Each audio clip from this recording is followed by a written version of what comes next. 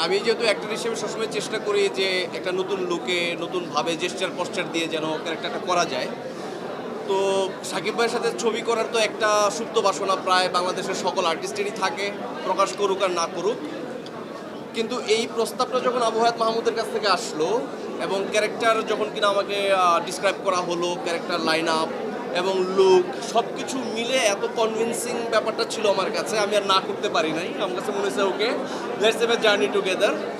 সব থেকে বড় পাওয়া যেটা সেটা হচ্ছে দর্শকদের কাছে আমাকে নিয়ে যতখানি এক্সপেকটেশনস থাকে, দর্শকরা যতখানি এক্সপেক্ট করে, সেই এক্সপেকটেশনস কতখানি মেটাতে পারছে জানি না, বাট এই টিম আমাকে ওইটুকু দিছে যে আপনি অবশ্যই নতুন ধরন কোনো কিছু মানুষকে দেখানোর সুযোগ পাবেন এই গল্পে কাজ করলে।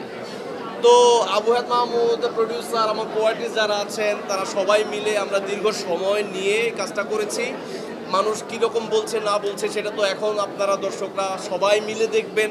দেখার পরে সিনেমার একটা যে যে ধরনের কথা প্রচলিত ছিল তার বাইরেও হয়তো বা নতুন ধরনের ন্যারেটিভ আজকে থেকে আপনাদের কাছ থেকে এটা প্রচার হবে এবং প্রিন্স মানুষের কাছে ছড়ায় যাবে।